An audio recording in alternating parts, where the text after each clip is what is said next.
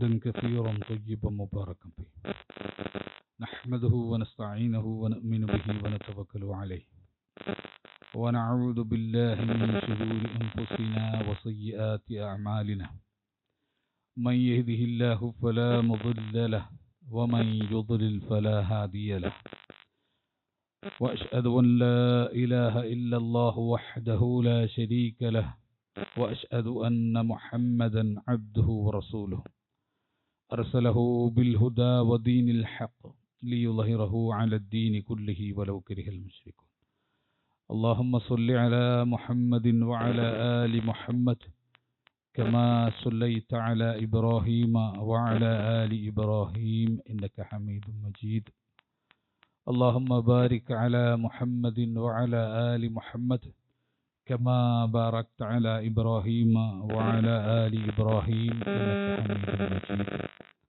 أما بعد فإن خير الحديث كتاب الله وخير الهدي هدي محمد صلى الله عليه وسلم وشر الأمور محدثاتها وكل محدثة بدعة وكل بدعة ضلالة وكل ضلالة في النار أعوذ بالله من الشيطان الرجيم يا أيها الذين آمنوا اتقوا الله حق تقاته ولا تموتن إلا وأنتم مسلمون يا أيها الناس اتقوا ربكم الذي خلقكم من نفس واحدة وخلق منها زوجها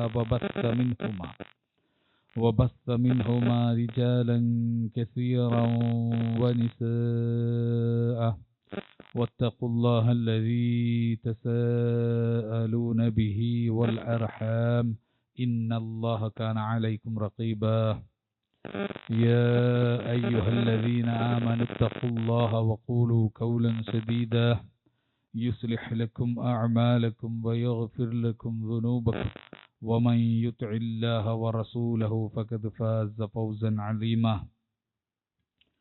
بسم الله الرحمن الرحيم يسألونك عن الأهلة قل هي مواقيت للناس والحج وليس البر بأن تأتوا البيوت من ظهورها ولكن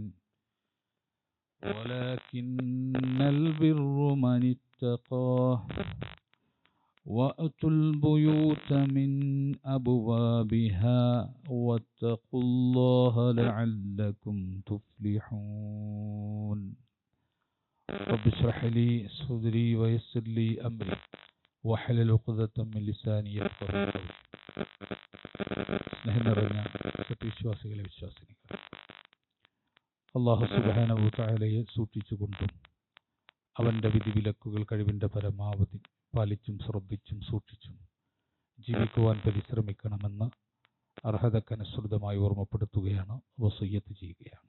ഇത്തഖുല്ലാഹ ഇബാദ്. നമ്മുടെ സമൂഹത്തിൽ വ്യത്യസ്ത രൂപത്തിലുള്ള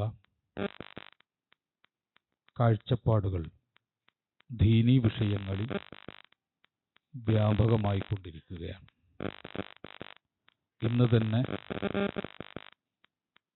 അറഫ നോമ്പ് നോറ്റ ആളുകളും പെരുന്നാൾ ആഘോഷിക്കുന്നവരും,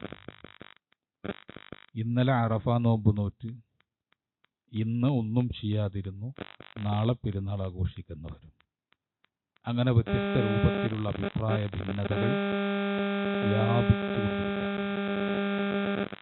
അടിസ്ഥാനപരമായിട്ട് രണ്ട് കക്ഷിയാണ് സൊസൈറ്റിയിലുള്ളത്, മുസ്ലിം ഉമ്മത്തിലുള്ളത്.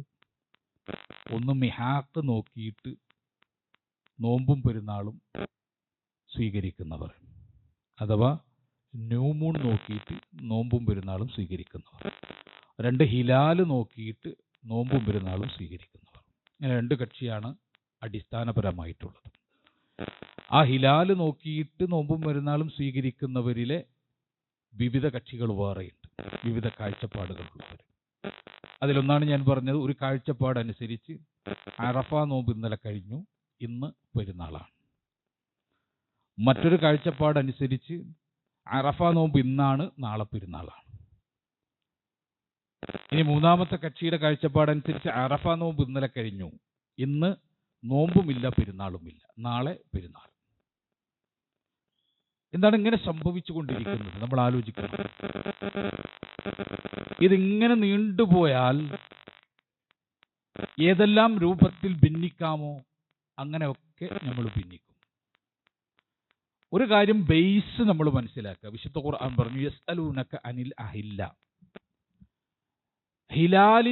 ഹിലാലുകളെ പറ്റി. അഹില്ല എന്ന് പറഞ്ഞാൽ ഹിലാലിന്റെ ജംആണ്, പ്ലൂറലാണ്. ഹിലാലുകളെ പറ്റി അവർ ചോദിക്കുന്നു. ഖുൽ, നബിയെ പറഞ്ഞു കൊടുക്കുക, ഹിയ മവാഖീതു ലിന്നാസി വൽ ഹജ്ജ്. അത് ജനങ്ങൾക്ക് കാലനിർണയത്തിനും ഹജ്ജിനുമുള്ള നിർണയിക്കാനുള്ള ഉപാധിയാണത്. അപ്പൊ മാസം നിർണയിക്കേണ്ടത് ഹിലാലിലാണ് എന്നല്ല പറഞ്ഞു, മിഹാഖിലല്ല, ന്യൂമൂണിലല്ല. അതുകൊണ്ട് ആ ചർച്ചയും ആ വിഭാഗത്തെയും നമുക്ക് മാറ്റിവെക്കാം. ഹിലാലിലാണ് മാസം നിർണയിക്കേണ്ടത് എന്ന ബേസ് ഖുർആൻ നമ്മളെ പഠിപ്പിച്ചത്. സൂറത്ത് ബഖറ 189 ആയത്ത് നിങ്ങൾ പരിശോധിച്ചു. പിന്നെ മിഹാഖിലേക്ക് അതിനെ കൊണ്ടുപോകാൻ ദുർന്യായങ്ങളും ദുർവ്യാഖ്യാനങ്ങളും വിശദീകരണങ്ങളും സങ്കീർണമായ ഒരുപാട് വ്യാഖ്യാനങ്ങളൊക്കെ നൽകി മിഹാഖിലേക്ക് അതിനെ കൊണ്ടുപോവാണ്. ഖുർആൻ നേർക്കുനേരെ വായിച്ചാൽ, ഹദീസ് നേർക്കുനേരെ വായിച്ചാൽ ഹിലാൽ എന്നാണ് റസൂലുള്ളാഹി സ്വല്ലല്ലാഹു അലൈഹി വസല്ലം പ്രയോഗിച്ചത്. അപ്പൊ ഹിലാലാണ് ബേസ്. പിന്നീട് ഉള്ള വാദങ്ങളൊക്കെ വിടുക, നമുക്ക് ഖുർആനും ഹദീസും ഹിലാൽ എന്ന് പ്രയോഗിച്ചു, അവിടെ നിൽക്കാം. ഇനി ഹിലാൽ എന്ന് പ്രയോഗിച്ചവർക്കിടയിലുണ്ടല്ലോ വൈരുദ്ധ്യം. അവിടെ നമ്മൾ എന്ത് നിലപാട് സ്വീകരിക്കും? നമുക്കൊരു നിലപാട് സ്വീകരിച്ചേ പറ്റൂ. നമുക്കൊരു നിലപാട് സ്വീകരിച്ചേ പറ്റൂ. അപ്പൊ ഈ മൂന്ന് വിഭാഗത്തെ നമ്മൾ പരിശോധിക്കാം. ഒന്ന്, ഇന്നലെ അറഫ, ഇന്ന് പെരുന്നാൾ. അതെന്തുകൊണ്ടാ? അത് സ്വാഭാവികമായിട്ടും സൗദി അറേബ്യയെ അടിസ്ഥാനമാക്കി മാസം തീരുമാനിക്കുന്ന ആളുകളാണ് അവർ. മറ്റൊന്ന്, ഇന്നലെ ദുൽഹജ്ജ് 8, ദുൽഹജ്ജ് 9 അറഫ. ഇന്ന് ദുൽഹജ്ജ് 10 ഇല്ല, 9നും 10നും അടക്കം എന്തോ ഒരു അവസ്ഥ. നാളെ ദുൽഹജ്ജ് 10. ഇങ്ങനത്തെ ഒരു വിഭാഗം. മറ്റൊന്ന്, ഇന്ന് ദുൽഹജ്ജ് 9, നാളെ ദുൽഹജ്ജ് 10 പെരുന്നാൾ. ഇതിൽ നമ്മൾ മനസ്സിലാക്കേണ്ട വിഷയം, ഇതിലേതൊക്കെയാണ് വഴിപിഴച്ച നിലപാട്, വഴികെട്ട നിലപാട് ഏതൊക്കെയാണ്? ഇത് നമ്മൾ ശരിക്കും മനസ്സിലാക്കണം. കാരണം യഥാർത്ഥ നിലപാട് സ്വീകരിക്കാതെ നമുക്ക് പറ്റില്ല. ഒന്ന് നമ്മൾ മനസ്സിലാക്കുക, ദുൽഹജ്ജ് 9നും ദുൽഹജ്ജ് 10നും ഇടയിൽ ഒന്നുമില്ലാത്തൊരു ദിവസം നിലനിർത്തുന്നവർക്ക് ഒരു അസുലുമില്ല, ഒരു അടിസ്ഥാനമില്ല. വെറുതെ അനാവശ്യമായ ഒരു ബിദ്അത്ത് അവരുണ്ടാക്കുകയാണ് ചെയ്തത്. വ്യാഖ്യാനിച്ച് അറഫയിൽ ഹാജിമാർ അറഫയിൽ നിൽക്കുമ്പോൾ അവരോട് ഐക്യദാർഢ്യം പ്രഖ്യാപിച്ചുകൊണ്ട് എടുക്കുന്ന നോമ്പാണ് അറഫ നോമ്പ് എന്ന പച്ചക്കള്ളം അങ്ങോട്ട് പറഞ്ഞു. അങ്ങനെ റസൂലുള്ള പഠിപ്പിച്ചിട്ടില്ല. ഹാജിമാരോടുള്ള ഐക്യദാർഢ്യം കൊണ്ടാണ് നോമ്പെടുക്കണമെന്ന് റസൂലുള്ള പഠിപ്പിച്ചിട്ടില്ല. നമ്മൾ അറഫ നോമ്പിന്റെ മഹത്വം വിശദീകരിക്കാൻ സാഹിത്യകാരന്മാർ വർണ്ണിച്ച വാക്കുകൾ കണ്ടെടുത്ത് അത് ഹദീസ് പോലെ വ്യാഖ്യാനിച്ച് അപ്പോഴാണ് ചെയ്യേണ്ടത് എന്ന് പഠിപ്പിച്ചു. ശരി, ഇനി അപ്പോൾ ചെയ്തു എന്ന് വിചാരിക്കാം. എങ്കിൽ ഹാജിമാര് ബലിയിറക്കണ സമയത്ത് നമ്മൾ എന്ത് ചെയ്യണം? അപ്പൊ നമ്മളൊന്നും ചെയ്യാതെ പെരുന്നാൾ ആഘോഷിക്കാതിരിക്കുക. ഇത് ഇവിടുത്തെ നിലപാട്. ഈ നിലപാട് ശരിയല്ല. ഇത് ഐക്യത്തിന് വേണ്ടി. എന്താണ്? ദീനാണിത്, മതാണിത്. എനിക്ക് തോന്നാണ് ഐക്യം ഉണ്ടാവണമെങ്കിൽ മതത്തെ ഇങ്ങനെ ഒന്ന് വ്യാഖ്യാനിക്കണം, വലത്തോട്ട് വ്യാഖ്യാനിക്കണം. വേറൊരുത്തനും തോന്നാണ് ദീനിനെ ഐക്യപ്പെടുത്തണമെങ്കിൽ ഒന്ന് ഇടത്തോട്ട് വ്യാഖ്യാനിക്കണം. ഇങ്ങനെ മനുഷ്യന്മാർക്ക് തോന്നുന്നതനുസരിച്ച് വ്യാഖ്യാനിച്ച് കളിക്കാനുള്ള സാധനമല്ല മതം എന്ന് പറയുന്നത്. അസില് വേണം എന്തെങ്കിലും. ഈ വിഭാഗത്തിന് അസിലുണ്ടോ? ഇന്നലെ അറഫ നോമ്പ്, ഇന്ന് ഒന്നുമില്ല, നാളെ പെരുന്നാൾ. എന്തെങ്കിലും ഒരു അസിലുണ്ടോ? അസിലില്ല. അസിലില്ലാത്തവരോടൊപ്പം ചേർന്ന് നിൽക്കരുത്. അസിലില്ലാത്തവരോടൊപ്പം ചേർന്ന് നിൽക്കാൻ പാടില്ല. കാരണം അല്ലാഹു സുബ്ഹാനഹു വതആല നമുക്ക് നിർബന്ധാക്കിയ ഒരു കാര്യമുണ്ട്. എന്തറിയോ? വലാ തഖ്ഫു മാ ലൈസ ലക ബിഹി ഇൽമുൻ. നിനക്ക് അറിവില്ലാത്തതിന്റെ പിന്നിൽ പോകരുത്, അറിവില്ലാത്തതിന്റെ പുറകെ പോകരുത്. ഈ നിലപാടിന് അസ്ലിന് എന്തെങ്കിലും അറിവ് നീ കണ്ടിട്ടുണ്ടോ? ഒരറിവില്ല. പിന്നെ ആകപ്പാടെ പൊക്കിക്കൊണ്ടരെന്താ? റസൂലുള്ളാഹി സ്വല്ലല്ലാഹു അലൈഹി വസല്ലമയുടെ കാലത്ത് പിന്നെ സഹാബികളൊക്കെ മാസം കാണാനിരുന്നു. അവർ മാസം കണ്ടില്ല. അങ്ങനെ മാസം കാണാതെ അവരെന്ത് ചെയ്തു? പിറ്റേ ദിവസം പിന്നെ നോമ്പിൽ പ്രവേശിച്ചു. അപ്പോൾ തലേ ദിവസം പകൽ യാത്ര പുറപ്പെട്ട ഒരു സംഘം യാത്ര കഴിഞ്ഞ് തിരിച്ചു വരുമ്പോൾ അവർ മാസം കണ്ടിട്ടുണ്ടായിരുന്നു. റസൂലുള്ളാന്റെ അടുത്ത് വന്നിട്ട് പറഞ്ഞ്, അള്ളാഹുവിന്റെ റസൂലെ, ഇന്നലെ ഞങ്ങൾ മാസം കണ്ടു. അപ്പോൾ റസൂലുള്ള നോക്കിയപ്പോൾ പെരുന്നാൾ നിസ്കാരത്തിന്റെ സമയമൊക്കെ കഴിഞ്ഞു. ഈ വിവരം കിട്ടുമ്പോൾ റസൂലുള്ള പറഞ്ഞു, നിങ്ങൾ നോമ്പ് കൊടുക്കണ്ട, പെരുന്നാൾ ആഘോഷിക്കണ്ട, നാളെ നമുക്ക് ഈദ്ഗാഹിന് പുറപ്പെടാൻ പറഞ്ഞു. ഈ ഹദീസ് വെച്ചിട്ടാണ് നബിക്ക് അന്നത്തെ നോമ്പ് നബിക്ക് എന്തുണ്ടായിരുന്നു? നോമ്പുമില്ല, പെരുന്നാളുമില്ല, പിന്നെ പെരുന്നാൾ, ഇങ്ങനത്തെ ഒരു അവസ്ഥ വന്നില്ലേ എന്നാണ്. പച്ച ദുർവ്യാഖ്യാനാണിത്.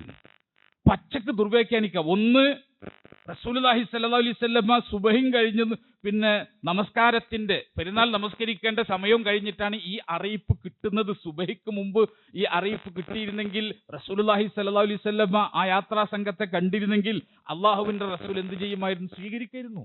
അന്ന് പെരുന്നാൾ ആഘോഷിക്കരുന്നു. പെരുന്നാൾ ആഘോഷിക്കാനുള്ള സമയം കഴിഞ്ഞതിന് ശേഷം കിട്ടിയ അറിവിൽ ഇതല്ലാതെ എന്ത് നിലപാട് സ്വീകരിക്കും? ഇതങ്ങനെയല്ല. ഇത് നമുക്കറിയാം. ദുൽഹജ്ജ് 9 ഹാജിമാര് പിന്നെ അറഫയിൽ നിൽക്കുന്ന സമയത്ത് നോമ്പെടുത്തവൻ ദുൽഹജ്ജ് 10 അടുത്ത ദിവസം 10 ഒന്നുമില്ലാത്ത അവസ്ഥ ഉണ്ടാവുക എന്നത് നിർണിതമായിട്ടുണ്ടായി പോവാണ്. അത് ഗൗരവപ്പെട്ടതാണ്. അത്തരം ചിന്തകളോടും ചേർന്ന് നിൽക്കാൻ പാടില്ല. ഇനി ബാക്കി രണ്ട് കാര്യങ്ങൾ എന്താ? ബാക്കി രണ്ട് കാര്യത്തിന്, അഥവാ ലോകത്താരെങ്കിലും മാസം കണ്ടാൽ, ഏത് മുസ്ലിം മാസം കണ്ടാൽ എല്ലാവർക്കും ബാധകമാണ് എന്ന് പറയുന്ന വിഭാഗം. മറ്റൊന്നെന്താ? ഓരോരുത്തരും അവരുടെ പ്രദേശങ്ങളിൽ മാസം കാണണം. ആ പ്രാദേശികമായ മാസം മാത്രമാണ് ശരി എന്ന് പറയുന്ന കാഴ്ചപ്പാട്. ഈ രണ്ട് കാഴ്ചപ്പാടിനും അസ്ലുണ്ട്. നമ്മൾ മനസ്സിലാക്കേണ്ടത് അസ്ലുണ്ട്. രണ്ട് കാഴ്ചപ്പാടിനും അസ്ലുണ്ട്. ഒന്നെന്താ? റസൂലുള്ളാഹി സ്വല്ലല്ലാഹു അലൈഹി വസല്ലമ പഠിപ്പിച്ചു, സൂമു ലിറുയതിഹി വഅഫ്തിറു ലിറുയതിഹി. നിങ്ങൾ മാസം കണ്ടാൽ നോമ്പ് അനുഷ്ഠിക്കുക, നിങ്ങൾ മാസം കണ്ടാൽ നോമ്പ് ഉപേക്ഷിക്കുക. ഫഇൻ ഗുമ്മ അലൈക്കും, ഇനി നിങ്ങൾക്ക് മേഘം മൂലം മൂടി അത് കാണാൻ പറ്റാത്ത അവസ്ഥയുണ്ടായാൽ ഫഉദ്ദു 30 യൗമൻ, നിങ്ങൾ 30 പൂർത്തീകരിക്കുക. 30 എണ്ണി കണക്കാക്കി പൂർത്തീകരിക്കാൻ റസൂലുള്ളാഹി സ്വല്ലല്ലാഹു അലൈഹി വസല്ലം പഠിപ്പിച്ചു. അപ്പൊ മാസം കണ്ടാൽ നോമ്പ് അനുഷ്ഠിക്കുക, മാസം കണ്ടാൽ നോമ്പ് മുറിക്കുക എന്ന് പറഞ്ഞാൽ പെരുന്നാൾ ആഘോഷിക്കുക. ഇത് ആര് കാണണം? അതാണ് തർക്കം.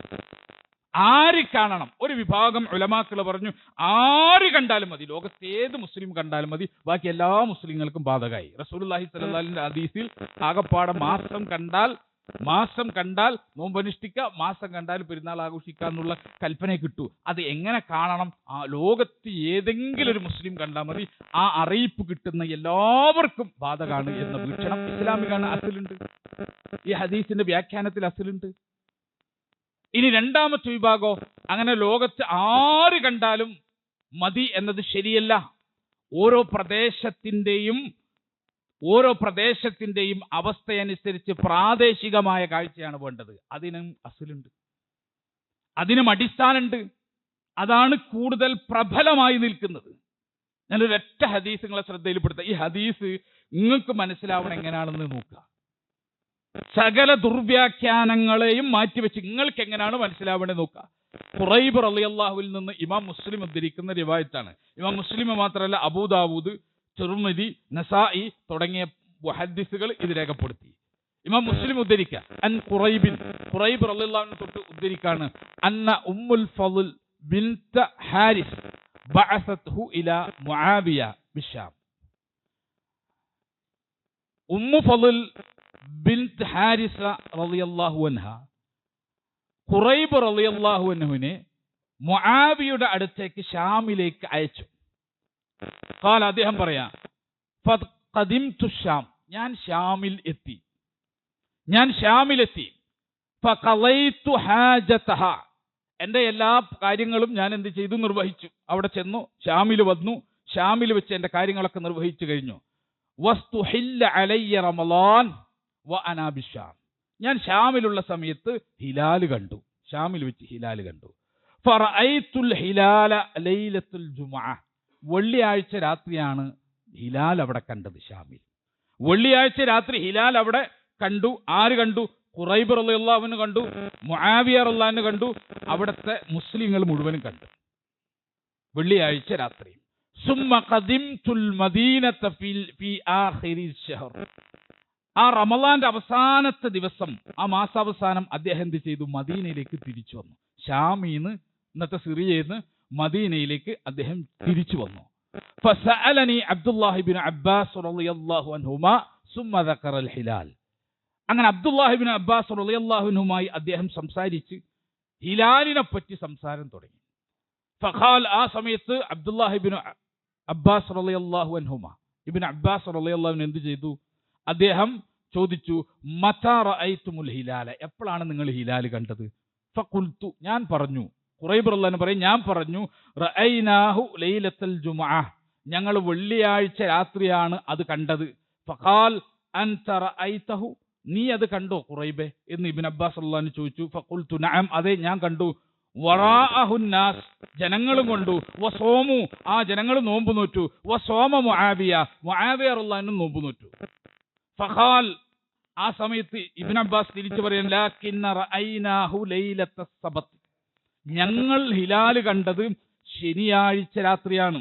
ഫലാ നസാലു നസൂമു ഹത്താ നുഖ്മില 30 ഔ നറാഹു, അതുകൊണ്ട് 30 പൂർത്തീകരിക്കപ്പെടുകയോ അല്ലെങ്കിൽ ഹിലാൽ കാണുക 29 ഹിലാൽ കാണുകയോ ചെയ്തിട്ടല്ലാതെ ഞങ്ങൾ നോമ്പ് ഉപേക്ഷിക്കൂല, നോമ്പ് എടുത്തുകൊണ്ടേ ഇരിക്കും എന്ന് പറഞ്ഞു. ഷാമില് ഖുറൈബ് റളിയല്ലാഹു അൻഹു മുആവിയ റളിയല്ലാഹു അൻഹു മാസം കണ്ടത് വെള്ളിയാഴ്ച രാത്രി.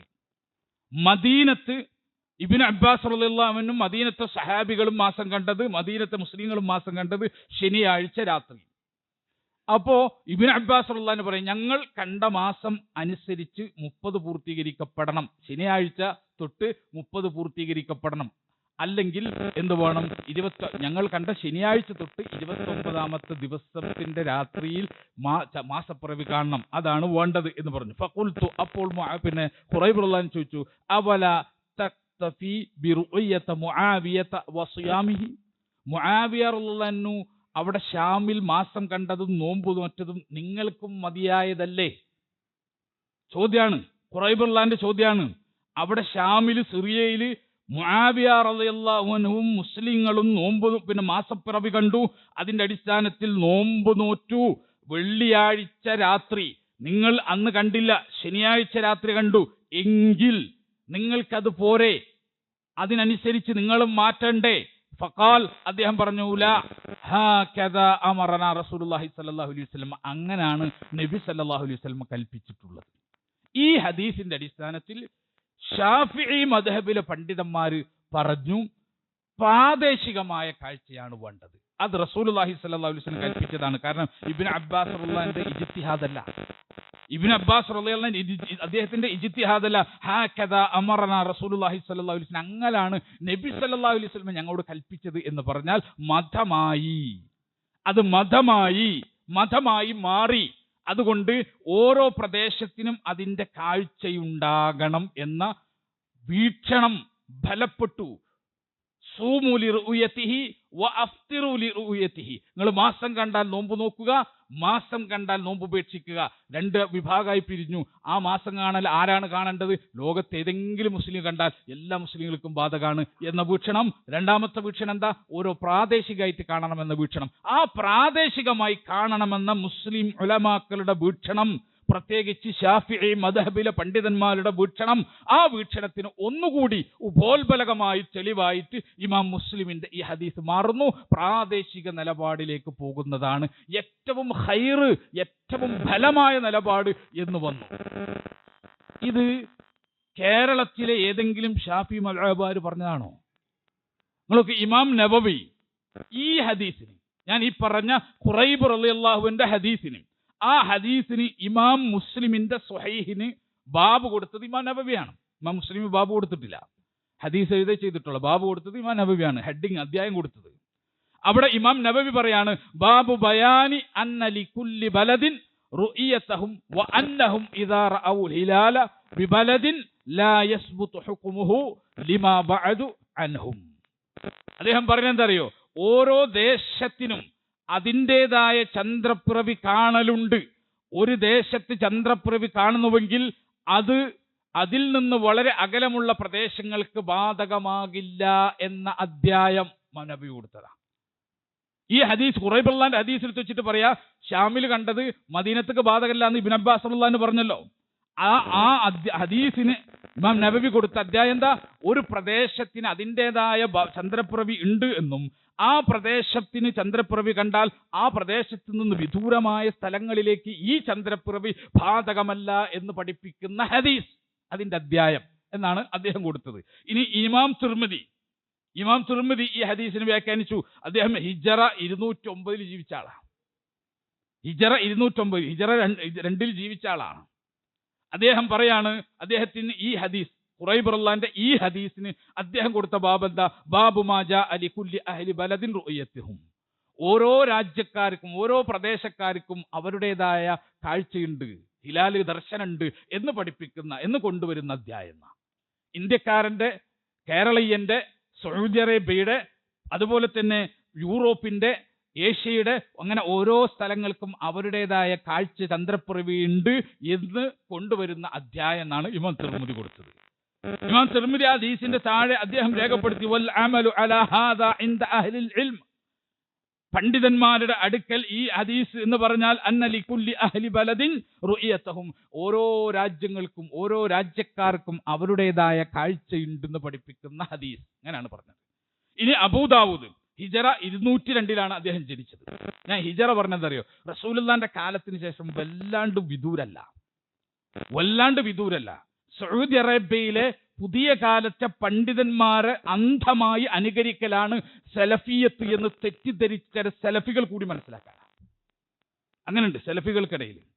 സൗദി അറേബ്യയിലെ ഷെയ്ഖ് അബ്ദുൽ അസീസ് ഇബ്നു അബ്ദുല്ലാഹി ഇബ്നു ബാസിനെ പോലെ, അതുപോലെ തന്നെ ഷെയ്ഖ് സ്വാലിഹ് ഉസൈമിനെ പോലെ, ഷെയ്ഖ് സ്വാലിഹ് ഫൗസാനെ പോലെ, ഷെയ്ഖ് അല്ലാമ നാസറുദ്ദീൻ അൽബാനിയെ പോലെ റഹിമഹുല്ലാഹ്, അത്തരം മഹാപണ്ഡിതന്മാർ എന്തൊക്കെ പറഞ്ഞു അത് വിഴുങ്ങലാണ്, നിരൂപണം ചെയ്യലില്ല. അതങ്ങോട്ട് വിഴുങ്ങലാണ് സലഫിയത്ത് എന്ന് വിചാരിച്ച ചില തീവ്ര സലഫികളുണ്ട്. അവർ കൂടി മനസ്സിലാക്കട്ടെ.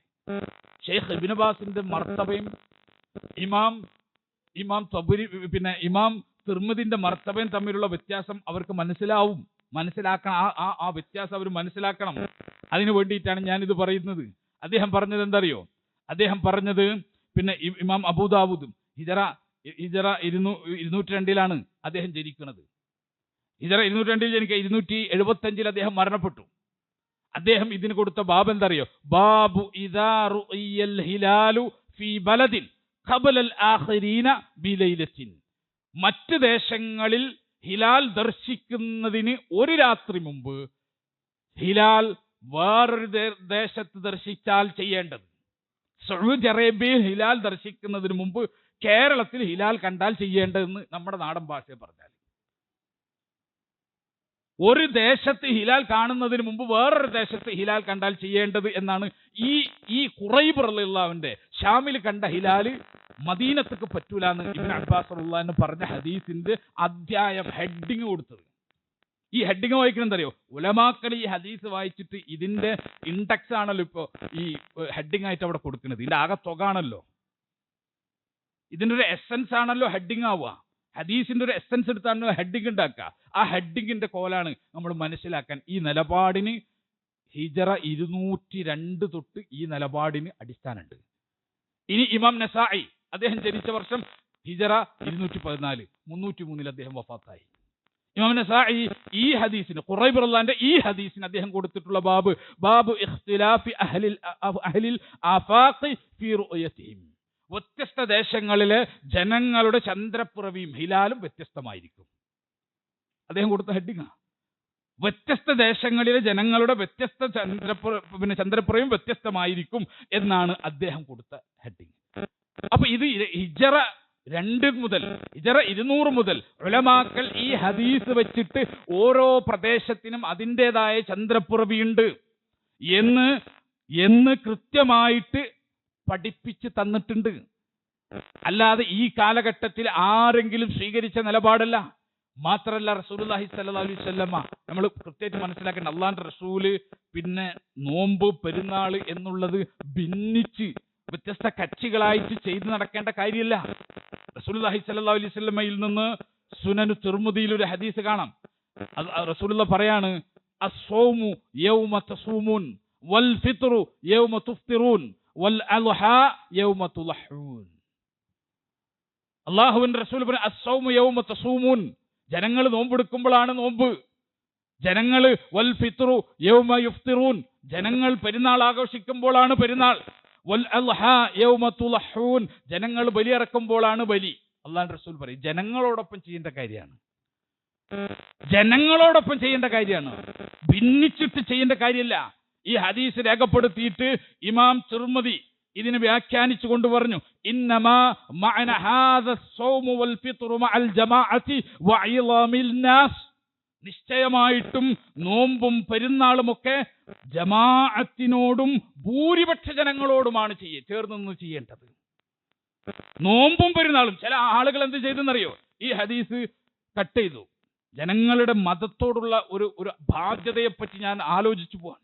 ചിലർ ഈ ഹദീസ് കട്ട് ചെയ്തു. എന്നിട്ടാണ് എന്ത് ചെയ്തെന്നറിയോ, അവര് പിന്നെ സൗദി അറേബ്യയിലെ ദുൽഹജ്ജ് 9 ഹാജിമാർ അറഫയിൽ നിൽക്കുന്ന സമയത്തിന് അവർ അറഫ നോമ്പെടുത്തു. പിറ്റേ ദിവസം അവരെന്ത് ചെയ്തു, നോമ്പെടുത്തില്ല. അതിന് അടുത്ത ദിവസം അവർ പെരുന്നാൾ ആഘോഷിച്ചു. ഞാൻ പറഞ്ഞല്ലോ ഒരു അസുലില്ലാത്ത നിലപാട്. ഈ ഹദീസിനെ കട്ട് ചെയ്തു. അവർ പറഞ്ഞെന്തറിയോ, പെരുന്നാൾ ഞങ്ങൾ ഇവിടുത്തെ അനുസരിച്ചും നോമ്പ് ഞങ്ങൾ സൗദി അനുസരിച്ചും ചെയ്യും. അതിന് തെളിവെന്താ, നോമ്പ് സൗദി അനുസരിച്ച് ചെയ്യുന്നത്, അറഫ അവിടെയാണ്, അവരാണ് ഡേറ്റ് തീരുമാനിക്കേണ്ടത്. അപ്പൊ പെരുന്നാൾ എന്തിനാ ഇവിടെ കേരളീയനോടൊപ്പം ചെയ്തത്? അത് റസൂലുള്ളാഹി പറഞ്ഞിട്ടുണ്ട്, വൽ ഫിത്റു യൗമ തുഫ്തിറൂൻ, പെരുന്നാൾ ആഘോഷിക്കേണ്ടത് ജനങ്ങൾ പെരുന്നാൾ ആഘോഷിക്കുമ്പോഴാണ്.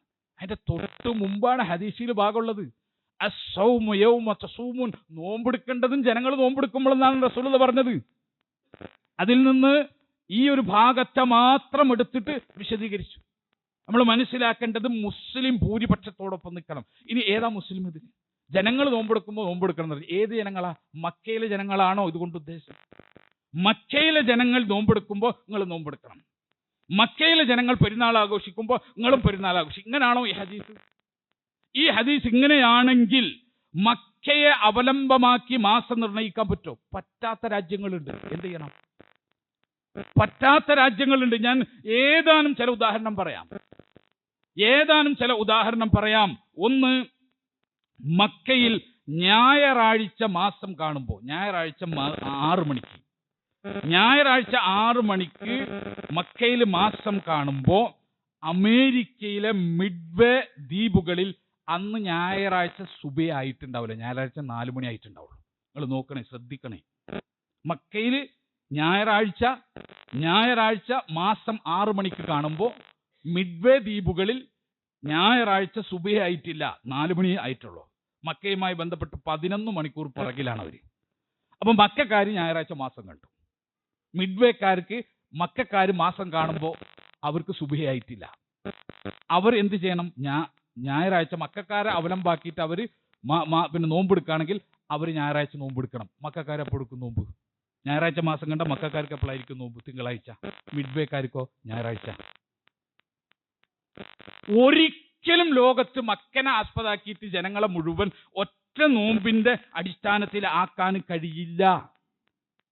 അത് അങ്ങനെ ഒരു ഐക്യത്തെ പറ്റിയിട്ട് ഇസ്ലാം സംസാരിച്ചിട്ടില്ല. പ്രാക്ടിക്കൽ അല്ലാത്തൊരു ഐക്യത്തെ പറ്റിയിട്ട് ഇസ്ലാം സംസാരിച്ചിട്ടില്ല.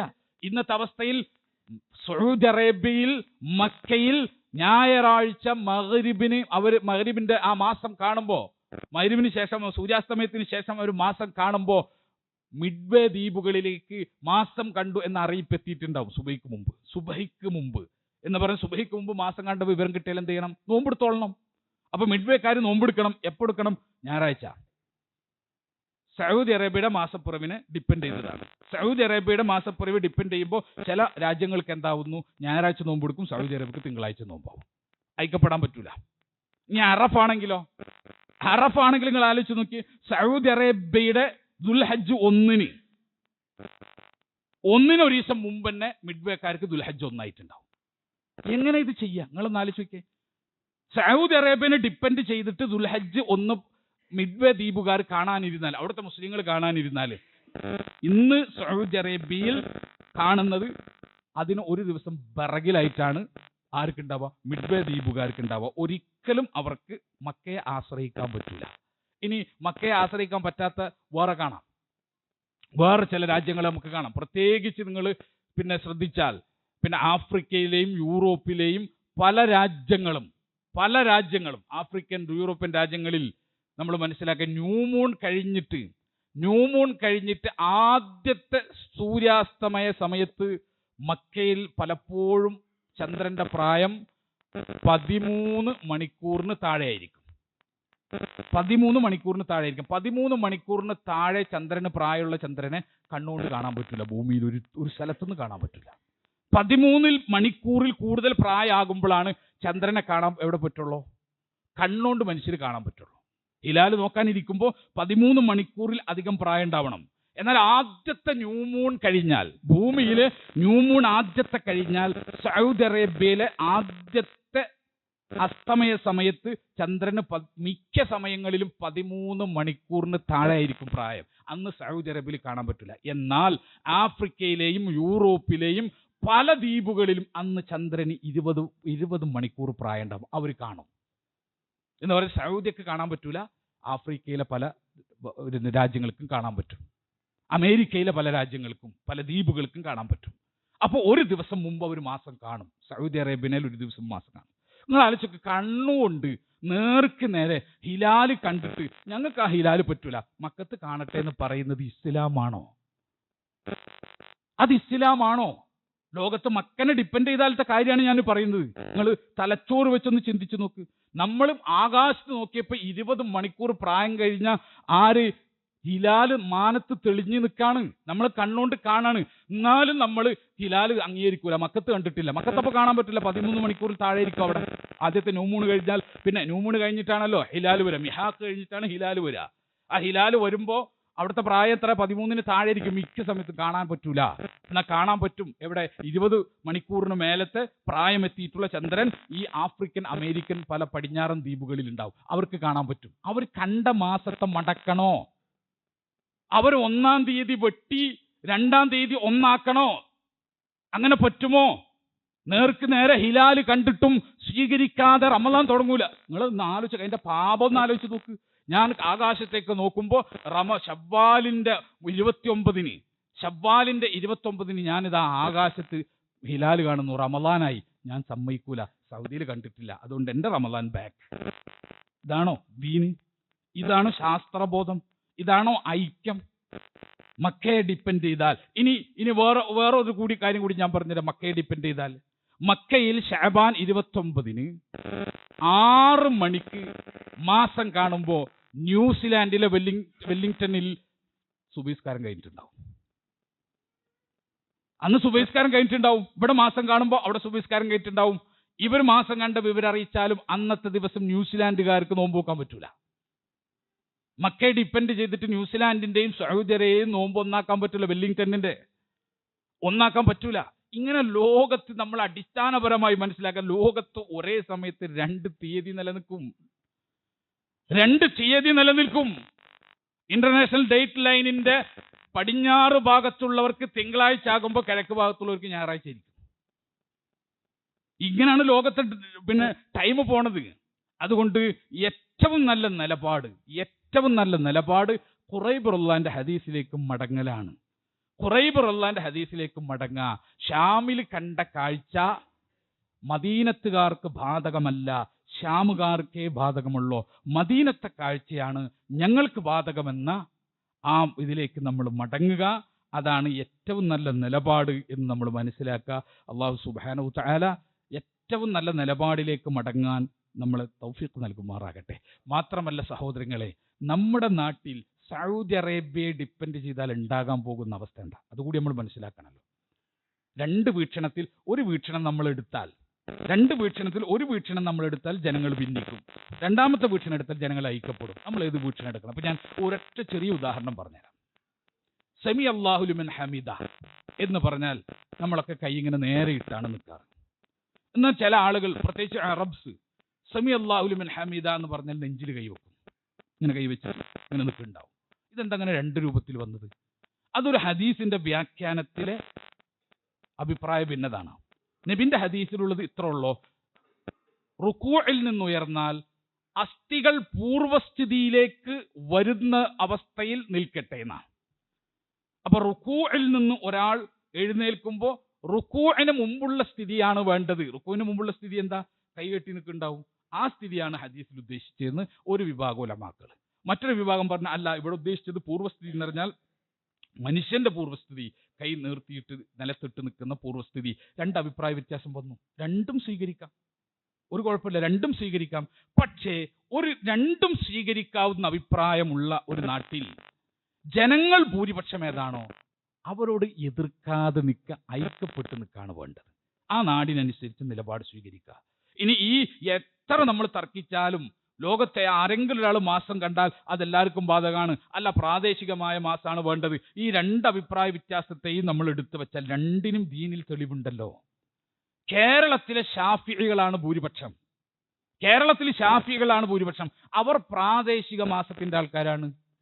നമ്മളെങ്ങാനും ഈ പറഞ്ഞ ലോകത്തെ ആരെങ്കിലും കണ്ടാൽ മതി, അതുകൊണ്ട് സൗദി അറേബ്യയുടെ മാസത്തെ ഡിപ്പെൻഡ് ചെയ്താലും മതി എന്ന നിലപാട് സ്വീകരിച്ചാൽ കേരളത്തിൽ ഭൂരിപക്ഷം മുസ്ലിങ്ങൾ രണ്ട് പെരുന്നാളും രണ്ട് നോമ്പും ആഘോഷിക്കുന്ന അവസ്ഥ വരും. ഇത് നല്ലതാണോ?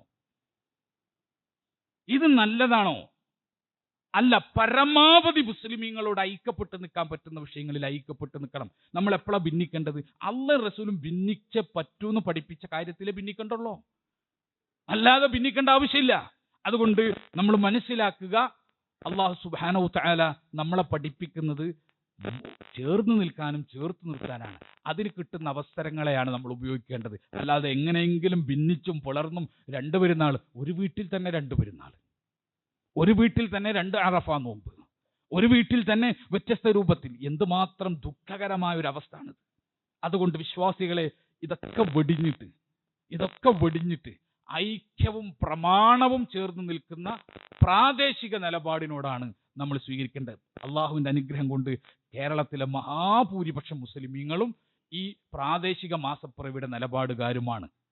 നമ്മൾ ഏറ്റവും നല്ല നിലപാടായിട്ട് നമുക്ക് മനസ്സിലാവുന്നത് എന്താ? പ്രാദേശിക മാസപ്പിറവിയുടെ നിലപാടാണ്. കേരളത്തിലെ ഭൂരിപക്ഷം മുസ്ലിങ്ങൾ ഏതാ? പ്രാദേശിക മാസപ്പിറവിയുടെ നിലപാടാണ്. ഇത് വലിയൊരു ഹൈറാണ് മുസ്ലിങ്ങൾക്ക് ചേർന്നിട്ട്. അതിൻ്റെ ഇടയിൽ നിന്നാണ് മറ്റൊരു വീക്ഷണത്തിന് സാധ്യതയുണ്ട്. സൗദി അറേബ്യയിലെ മാസപ്പിറവി സ്വീകരിക്കാനുള്ള സാധ്യതയുണ്ട്, അങ്ങനെ പോലെ പണ്ഡിതന്മാർ പറഞ്ഞിട്ടുണ്ട് എന്ന് പറഞ്ഞിട്ട് ഈ കേരളത്തിൽ എന്ത് ചെയ്യുന്നു? നോമ്പും പെരുന്നാളും ഭിന്നിപ്പിക്കുന്നു. അള്ളാഹു സുബ്ഹാനഹു തആല ഭയപ്പെടുക ഈ മേഖലയിൽ എന്ന് മാത്രം സൂചിപ്പിക്കുകയാണ്. അള്ളാഹു അതിനുള്ള തൗഫീഖ് നമുക്ക് നൽകി അനുഗ്രഹിക്കുമാറാകട്ടെ.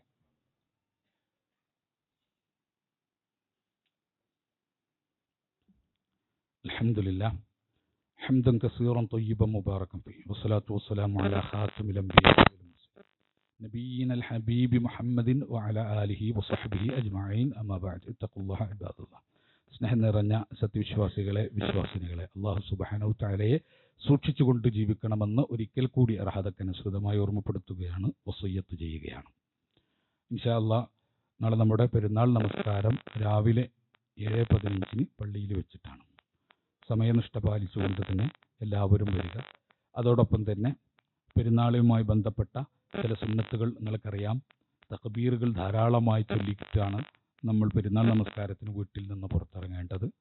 ആ തക്ബീറുകൾ ചൊല്ലി ഒരു വഴിയിലൂടെ വരികയും തക്ബീറുകൾ ചൊല്ലി തന്നെ മറ്റൊരു വഴിയിലൂടെ തിരിച്ചു പോവുകയും ചെയ്യുക എന്നത്, വരുന്നതും പോകുന്നതും രണ്ട് വഴിയാവുക എന്നത് നബിയുടെ പ്രത്യേകം സുന്നത്തിൽപ്പെട്ടതാണ്.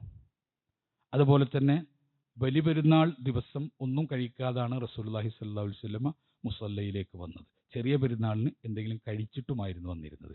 അതും സുന്നത്താണ്, നമുക്ക് അനുഷ്ഠിക്കാവുന്നതാണ്. ആർക്കെങ്കിലും രോഗമോ മറ്റു പ്രയാസങ്ങളോ ഉള്ള ആളുകൾ ഉണ്ടാകാം, ഭക്ഷണം കഴിച്ചില്ലെങ്കിൽ പ്രശ്നം ഉണ്ടാകുന്ന ആളുകൾ ഉണ്ടാകാം. അത്തരം ആളുകൾക്ക് ഇത് ബാധകമല്ല, സുന്നത്തായിട്ടുള്ളൊരു കാര്യമാണ്, ആഫിയത്തുള്ളവർക്ക് ചെയ്യാവുന്നതാണ്. അതുപോലെ തന്നെ ഉളഹിയ്യത്ത് നേർച്ചയാക്കിയിട്ടുള്ള ആളുകൾ അവർ പെരുന്നാളിൻ്റെ ദിവസം കുളിച്ച് ഒരുങ്ങി വരുമ്പോൾ അതോടൊപ്പം നഖം വെട്ടുന്ന, മുടി വെട്ടുന്ന, പിന്നെ താടിയും മീശയൊക്കെ ശരിയാക്കുന്ന ഒരവസ്ഥ ഉണ്ട്. ഒരിക്കലും അത് ചെയ്യരുത്.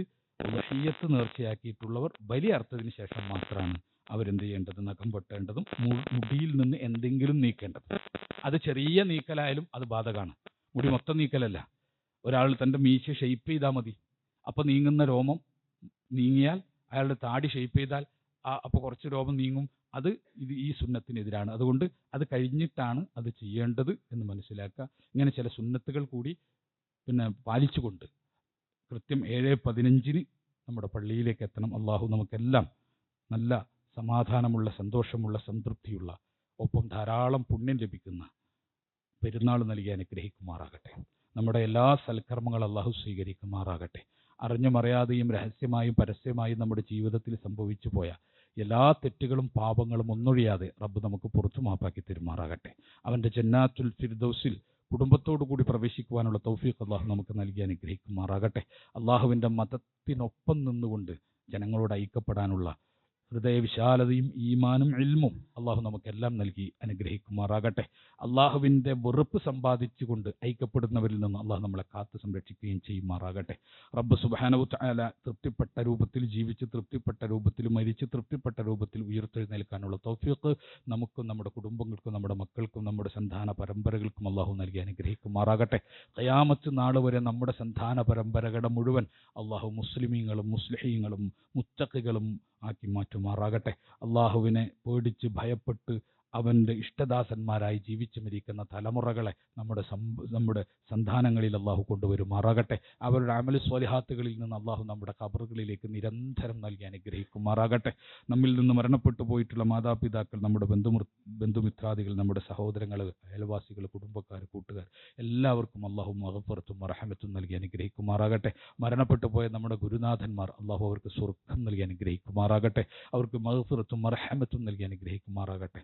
اللهم اغفر للمؤمنين والمؤمنات والمسلمين والمسلمات الأحياء منهم والأموات إنك مجيب الدعوات يا قاضي الحاجات. ربنا لا تزغ قلوبنا بعد إذ هديتنا وهب لنا من لدنك رحمة إنك أنت الوهاب. ربنا آتنا في الدنيا حسنة وفي الآخرة حسنة وقنا عذاب النار. ربنا تقبل منا إنك أنت السميع العليم وتب علينا إنك أنت التواب الرحيم. آمين آمين آمين برحمتك يا أرحم الراحمين. وآخر دعوانا الحمد لله رب العالمين والصلاة والسلام على خاتم الأنبياء والمرسلين.